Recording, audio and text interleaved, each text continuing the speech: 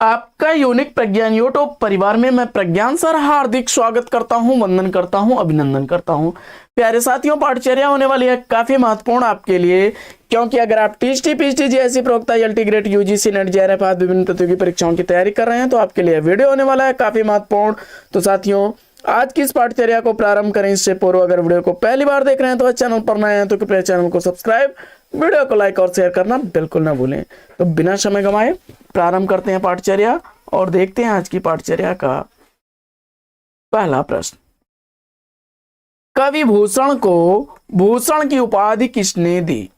कवि भूषण को भूषण की उपाधि किसने दी, इसका आपको जवाब बताना है।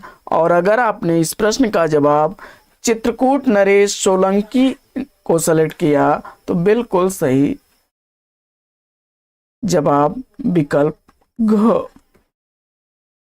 अगला प्रश्न है कि रीतकालीन किस कवि की पालकी यात्रा में महाराज छत्रसाल ने कंधा लगाया था? तो यह भी प्रश्न काफी इंपॉर्टेंट प्रश्न है साथियों, अक्सर परीक्षाओं में रिपीट होता है प्रश्न। और रीतकाल के वे कवि हैं भूषण, जिस पर उन्होंने कहा था कि शिवा को सराहूं की सराहूं छत्रसाल को, शिवा को बखानो की बखानो छत्रसाल को।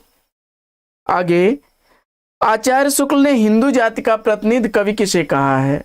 आचार्य रामचंद्र शुक्ल के अनुसार हिंदू जाति के प्रतिनिधि कवि के रूप में आपने भूषण को सेलेक्ट किया, बिल्कुल सही जवाब। अगला प्रश्न है कि रीतकाल में श्रृंगार रस की धारा को वीर रस की ओर प्रवर्तित करने का श्रेय किसे है? और प्रश्न संख्या 71 का सही जवाब अगर आपने चयनित कर लिया है भूषण को तो बिल्कुल सही जवाब विकल्प घ इस प्रश्न का बिल्कुल सही उत्तर है। अगला प्रश्न, निम्न का मिलान कीजिए। रचयिता और रचनाकार को मिलाना है, फटाफट मिलान कर लेते हैं हम लोग इसका। प्रश्न संख्या 72 में देखिए, देव की रचना राग रत्नाकर, देव की रचना जो है रत्नाकर और वृत्त विचार है सुखदेव मिश्र का, जबकि जंगनामा है श्रीधर की रचना और कालिदास त्रिवेदी की रचना वरवधु विनोद। बढ़ते हैं आगे और देखते हैं अगला प्रश्न। आचार्य शुक्ल के अनुसार केशव के ग्रंथों की संख्या कितनी है? तो रामचंद्र शुक्ल जी के अनुसार केशव के ग्रंथों की संख्या आपने चुना 7, तो बिल्कुल सही जवाब। अगला प्रश्न है कि रामचंद्रिका का रचना वर्ष आपको बताना है। रामचंद्रिका का रचना वर्ष आपने चयनित कर लिया है 1601 ईस्वी विकल्प ग को, बिल्कुल सही जवाब। छंदों का वैविध्य केशव की किस रचना में देखने को मिलेगा? और इस प्रश्न का जवाब आपने रामचंद्रिका को चुना तो विकल्प का इस प्रश्न का बिल्कुल सही जवाब। अगला प्रश्न है कि केशव दास का जन्म कब हुआ था? केशव दास का जन्म कब हुआ था? प्रश्न संख्या 76 में राइट आंसर आपने चुन लिया है विकल्प क को, तो बिल्कुल सही जवाब 1555 ईस्वी। अगला प्रश्न है कि केशव द्वारा जहांगीर की प्रशंसा में लिखा गया ग्रंथ कौन सा है? और जवाब में आपने जहांगीर जस चंद्रिका विकल्प क का चयन किया, बिल्कुल सही जवाब। अगला प्रश्न है कि केशव ने किस ग्रंथ की रचना एक रात में की थी, ऐसा माना जाता है? तो प्रश्न संख्या 78 में सही जवाब आपने रामचंद्रिका को चुना तो विकल्प ख बिल्कुल सही जवाब। अगला प्रश्न है कि हिंदी साहित्य का प्रथम काव्य शास्त्रीय ग्रंथ माना जाता है। हिंदी साहित्य का पहला काव्य शास्त्रीय ग्रंथ किसे माना जाता है? और जवाब में आपने सेलेक्ट कर लिया कविप्रिया को, तो बिल्कुल सही जवाब। अगला प्रश्न है कि आचार्य शुक्ल ने उक्त वैचित्र और शब्द क्रीड़ा का प्रेमी किस कवि को कहा है? आचार्य रामचंद्र शुक्ल जी के अनुसार उक्त वैचित्र और शब्द क्रीड़ा के प्रेमी के रूप में प्रसिद्ध रचनाकार आपने केशव दास को बताया, तो बिल्कुल सही जवाब। अगला प्रश्न है कि रामचंद्रिका में केशव को सर्वाधिक सफलता किस में मिली है? रामचंद्रिका में केशव को सर्वाधिक सफलता मिली है उनकी संवाद योजना में। विकल्प क बिल्कुल सही जवाब। अगला प्रश्न है कि केशव को कब हृदय नहीं मिला था? यह कहकर किस आलोचक ने केशव को हृदयहीन कवि घोषित किया? इस प्रश्न का जवाब आपने चुना आचार्य रामचंद्र शुक्ल को, तो विकल्प घ इस प्रश्न का बिल्कुल सही जवाब। अगला प्रश्न है कि आचार्य केशवदास को कठिन काव्य का प्रेत किस आलोचक ने कहा है?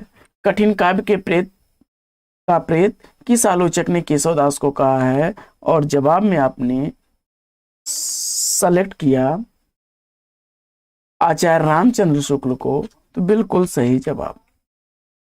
अगला प्रश्न है कि केशव ने कविप्रिया की रचना किस गणिका को शिक्षा देने के लिए की थी? तो इस प्रश्न का जवाब मुझे उम्मीद है कि आपने राय प्रवीण को चुना होगा, तो विकल्प ख इस प्रश्न का बिल्कुल सही जवाब। अगला प्रश्न,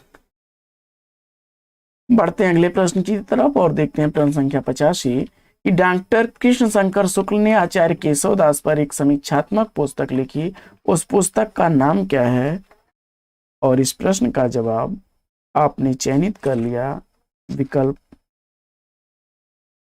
घ केशव की काव्य कला, तो बिल्कुल सही जवाब। अगला प्रश्न है कि विज्ञान गीता किसकी कृति है? विज्ञान गीता किसकी रचना है? इसका आपको जवाब बताना है और इस प्रश्न का जवाब आपने चुन लिया है केशवदास को, तो विकल्प ख इस प्रश्न का बिल्कुल सही जवाब। अगला प्रश्न है कि सेनापति का कवित रत्नाकर किस प्रकार का ग्रंथ है? सेनापति का कवित रत्नाकर किस प्रकार का ग्रंथ है? और इस प्रश्न का जवाब आपने चुना विकल्प घ को भक्ति संबंधी, तो बिल्कुल सही जवाब। अगला प्रश्न है कि मतिराम की कृति वृत्त कौमुदी का वर्ण विषय क्या है? मतिराम द्वारा लिखी गई वृत्त कौमुदी का वर्ण विषय आपने चयनित कर लिया विकल्प क छंद को, बिल्कुल सही जवाब। अगला प्रश्न, रामचंद्र भूषण के लेखक कौन हैं? रामचंद्र भूषण रचना गोप कवि द्वारा लिखी गई रचना है। घ विकल्प इस प्रश्न का बिल्कुल सही जवाब। अगला प्रश्न है कि आचार्य रामचंद्र शुक्ल ने केशव को किस काल के अंतर्गत स्थान दिया है? शुक्ल जी के अनुसार केशव किस काल के कवि हैं? इसका आपको जवाब बताना है और आचार्य शुक्ल जी के अनुसार केशव को उन्होंने भक्ति काल के अंतर्गत रखा है। बिहारी और देव की श्रेष्ठता के संबंध में विवाद को जन्म देने वाले इसमें आलोचक कौन है? बिहारी और देव में श्रेष्ठता को लेकर के जो विवाद उत्पन्न हुआ था देव बड़े की बिहारी, तो यह विवाद जन्म लेता है मिश्र बंधुओं से। विकल्प क इसका राइट आंसर है। देव का पूरा नाम आपको बताना है, प्रश्न संख्या 92 में राइट आंसर आपको बताना है कि देव का पूरा नाम क्या है और इस प्रश्न का जवाब आपने देवदत्त चुना विकल्प ग को, तो बिल्कुल सही जवाब। अगला प्रश्न है कि देव किस वर्ग के कवि हैं? आचार्य देव किस वर्ग के कवि हैं? इसका आपको जवाब बताना है और इस प्रश्न का जवाब आपने चुन लिया है रीतिबद्ध कवि, तो बिल्कुल सही जवाब। अगला प्रश्न है कि देव का प्रथम ग्रंथ कौन सा है? तो आचार्य देव का प्रथम ग्रंथ आपको बताना है और इस प्रश्न का जवाब आपने चुन लिया है भाव विलास को, तो विकल्प ख इस प्रश्न का बिल्कुल सही जवाब। अगला प्रश्न,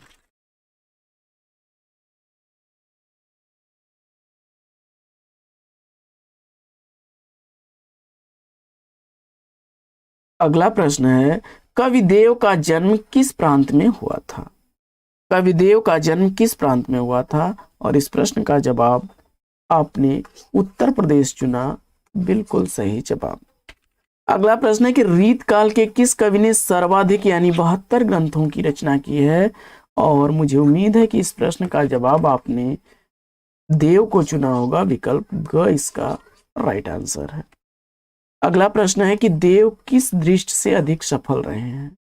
देव किस दृष्टि से अधिक सफल रहे हैं, और इस प्रश्न का जवाब आपने चुन लिया विकल्प ख, कवि के रूप में। तो बिल्कुल सही जवाब। अगला प्रश्न है कि आचार्य देव कवि द्वारा देव चरित किस प्रकार का ग्रंथ है। प्रश्न संख्या 98 का राइट आंसर अगर आपने चुन लिया विकल्प क, प्रबंध काव्य। बिल्कुल सही जवाब। अगला प्रश्न है कि सुजान विनोद के रचनाकार कौन है। सुजान विनोद का रचनाकार आपको बताना है, और इस प्रश्न का जवाब आपने विकल्प ख, देव को चुना। बिल्कुल सही जवाब। अगला प्रश्न है कि चिंतामणि द्वारा रचित प्रबंध काव्य है। तो आचार्य चिंतामणि द्वारा रचित प्रबंध काव्य इसमें आपको बताना है, और इस प्रश्न का जवाब आपने चुन लिया कृष्ण चरित को। तो विकल्प क इस प्रश्न का राइट आंसर है। अगला प्रश्न है कि चिंतामणि का सर्वाधिक प्रसिद्ध ग्रंथ कौन सा है। चिंतामणि का सर्वाधिक प्रसिद्ध ग्रंथ आपने चुन लिया कविकुल कल्पतरु को। तो विकल्प ग इस प्रश्न का राइट आंसर है। अगला प्रश्न है कि चिंतामणि त्रिपाठी के आश्रयदाता थे। तो चिंतामणि त्रिपाठी के आश्रयदाता थे शाहजी भोसले, शाहजहां और दारा सिकोर, यानी विकल्प घ इस प्रश्न का बिल्कुल सही जवाब।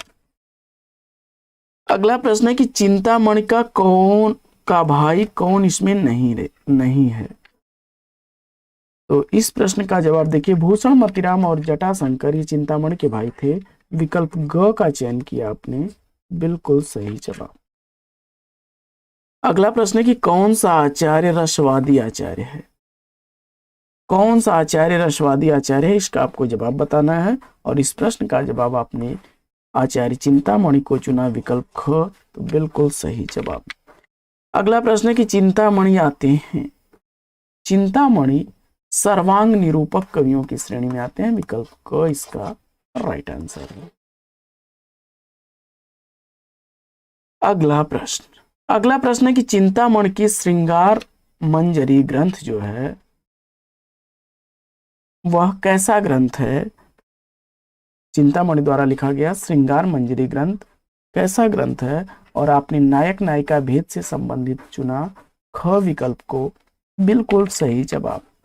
प्रश्न संख्या 107 है कि कुलपति मिश्र कहाँ के रहने वाले थे। कुलपति मिश्र जी कहाँ के रहने वाले थे, आपने जवाब में आगरा चुना। बिल्कुल सही जवाब। अगला प्रश्न है कि कुलपति मिश्र के आश्रयदाता कौन थे। कुलपति मिश्र के आश्रयदाता कौन थे, जवाब बताना है आपको, और उत्तर में आपने विकल्प क को चुना, जयपुर नरेश राम सिंह। तो बिल्कुल सही जवाब। अगला प्रश्न है कि कुलपति मिश्र का काव्यांग विवेचन संबंधी ग्रंथ इसमें कौन सा है।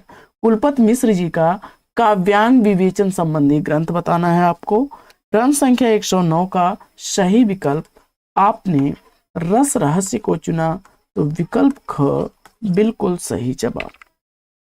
अगला प्रश्न है कि हिंदी साहित्य में ध्वनि का प्रथम विवेचन किसने किया। हिंदी साहित्य में ध्वनि का पहला विवेचन किसने किया, और इस प्रश्न का जवाब आपने कुलपति मिश्र चुना। तो बिल्कुल सही जवाब विकल्प ग।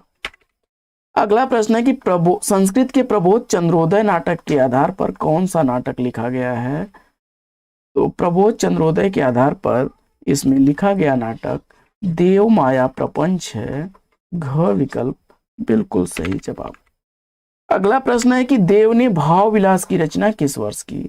देव द्वारा भाव विलास की रचना किस वर्ष की गई है, इसका आपको जवाब बताना है, और इस प्रश्न का जवाब आपने विकल्प क 1679 ईस्वी चुना, क्षमा करें 89 ईस्वी चुना।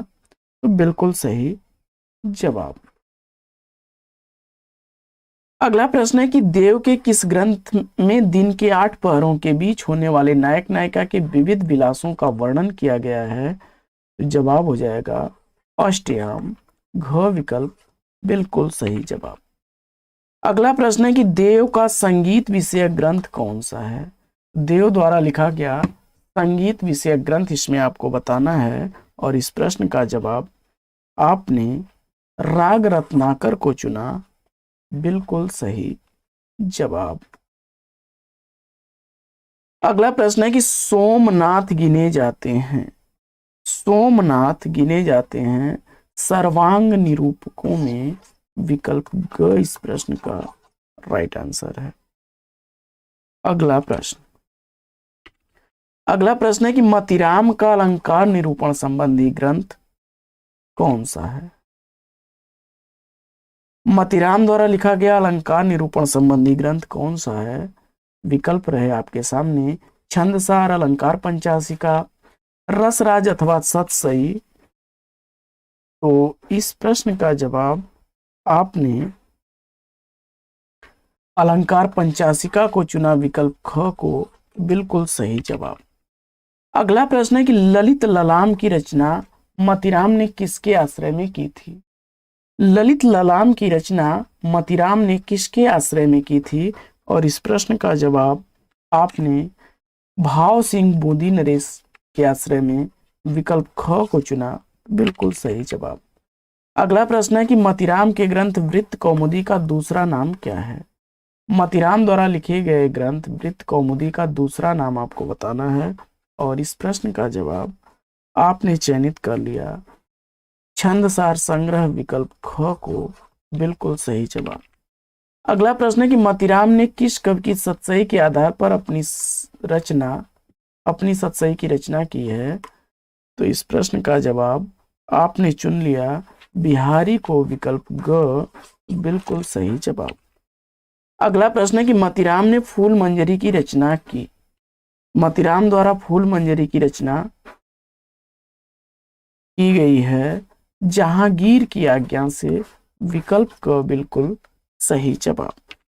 अगला प्रश्न है कि मतिराम सतसई की रचना किसकी आज्ञा से की गई? तो मतिराम सतसई की रचना भोगनाथ की आज्ञा से की गई, विकल्प ग इस प्रश्न का राइट आंसर है। अगला प्रश्न है कि कृपाराम का ग्रंथ है, कृपाराम का ग्रंथ आपको बताना है कौन सा है? जवाब में आपने सेलेक्ट किया विकल्प ग हित तरंगिणी को, बिल्कुल सही जवाब। अगला प्रश्न है कि कृपाराम के हित तरंगिणी का विषय क्या है? कृपाराम द्वारा लिखी गई हित तरंगिणी जो है, इसका विषय आपको बताना है, और इस प्रश्न का जवाब आपने सेलेक्ट कर लिया विकल्प क नायिका भेद से, तो बिल्कुल सही जवाब। अगला प्रश्न है कि कुलपति मिश्र का ग्रंथ इसमें से कौन सा नहीं है?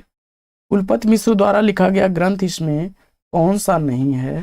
तो रस रहस्य, संग्राम सार, युक्त तरंगिणी, ये कुलपति मिश्र के ग्रंथ हैं। तो रस मंजरी आपने चुना, विकल्प घ को, तो बिल्कुल सही जवाब। अगला प्रश्न है कि निम्न में से कौन सा कवि कुलपति मिश्र का मामा था?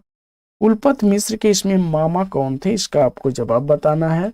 जवाब में आपने बिहारी को चुना, विकल्प ख, तो बिल्कुल सही जवाब।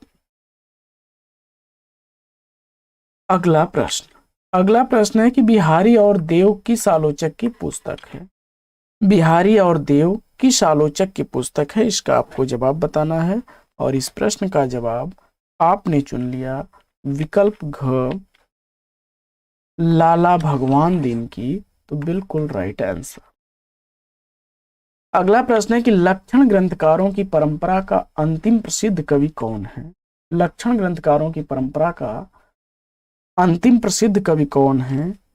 और प्रश्न संख्या 127 में सही जवाब आपने चुना विकल्प क पद्माकर को, बिल्कुल सही जवाब। अगला प्रश्न है कि पद्माकर को कविराज शिरोमणि की उपाधि किस राजा ने दी? पद्माकर को कविराज शिरोमणि की उपाधि किस राजा ने दी? जवाब हो जाएगा विकल्प क प्रताप सिंह को, विकल्प क इसका राइट आंसर है। अगला प्रश्न है कि किस कवि ने बुंदेलखंडी भाषा का सर्वाधिक प्रभाव है? किस कवि पर बुंदेलखंडी भाषा का सर्वाधिक प्रभाव है? और इस प्रश्न का जवाब अगर आपने चयनित कर लिया है पद्माकर को, तो विकल्प ख इस प्रश्न का बिल्कुल सही जवाब। अगला प्रश्न है कि पद्माकर द्वारा रचित रीति ग्रंथ इसमें से कौन सा है? और इस प्रश्न का जवाब आपने जगत विनोद को चुना, तो बिल्कुल सही जवाब विकल्प ख। अगला प्रश्न है कि कौन सी रचना पद्माकर द्वारा रचित नहीं है। तो इसमें मुझे उम्मीद है कि आपने, देखिए, जगत विनोद, हिम्मत बहादुर बिरदावली और पद्माभरण पद्माकर की रचनाएं हैं। रस रहस कुलपति मिश्र की रचना है। घ विकल्प इसका सही जवाब। अगला प्रश्न है कि रीत कवि रघुनाथ वंदीजन किसके दरबार की शोभा बढ़ाते थे।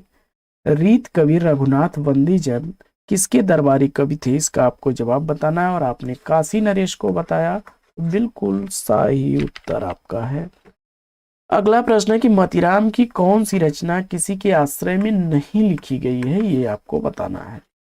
ग्रंथ संख्या 133 में आपने रसराज को चुना, तो बिल्कुल सही जवाब। रसराज का विषय क्या है। रसराज की जो विषय वस्तु है वह श्रृंगार रस और उसके आलंबन तथा नायक नायिका हैं। विकल्प क सही जवाब। अगला प्रश्न है कि पद्माभरण की रचना पद्माकर ने किस वर्ष की थी, ये आपको बताना है। तो ऑप्शन जो है 1833 ईस्वी अथवा 1810 ईस्वी अथवा 1803 ईस्वी अथवा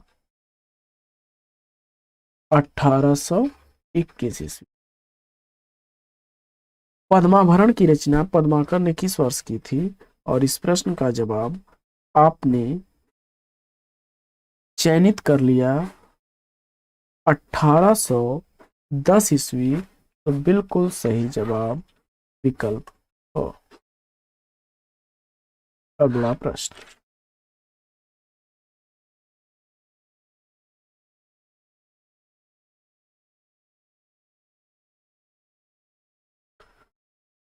अगला प्रश्न है कि पद्माकर ने जगत विनोद की रचना किसके आश्रय एवं आज्ञा से की थी।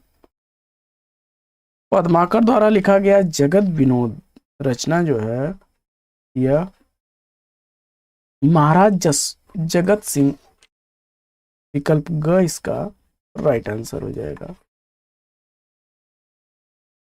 नहीं पराग नहीं मधुर मधु, नहीं विकास यही काल, अली कली ही सो विध्यो, आगे कौन हवाल। इस दोहे की रचना किस उद्देश्य से की गई थी, इसका आपको जवाब बताना है। और इस प्रश्न का जवाब आपने चयनित कर लिया राजकार्य में पुनः संलग्न करने के लिए, जो है विकल्प ग इसका राइट आंसर है।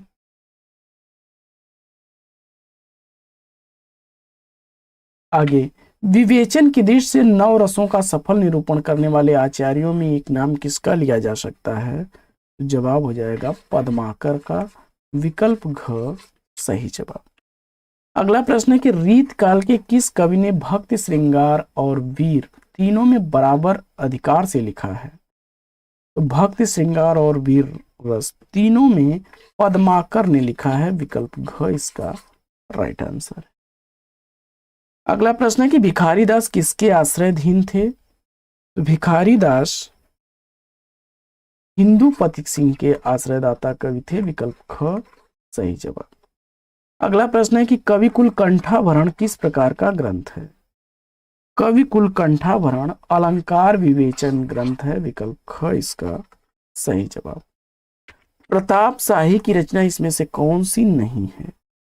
तो रस विलास देव की रचना है। विकल्प घ इसका राइट आंसर है। व्यंगार्थ कौमुदी, जयसिंह प्रकाश और रस चंद्रिका।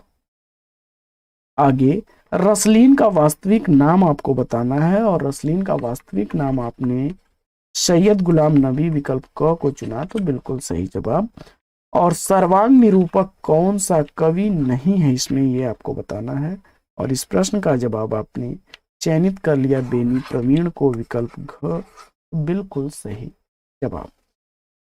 तो साथियों, आज की इस पाठचर्या में लेते हैं यहीं पर विराम। वीडियो अगर अच्छा लगा हो तो वीडियो को लाइक और शेयर कर दीजिएगा। चैनल पर पहली बार है तो चैनल को सब्सक्राइब कर लीजिएगा। फिर मिलते हैं आपसे अगले वीडियो में एक नए प्रकरण, एक नए टॉपिक, एक नए अंदाज में। तब तक के लिए लेंगे आपसे विदा। आपका जीवन मंगलमय हो। बेस्ट विशेष बेस्ट ऑफ लक। जय हिंद साथियों।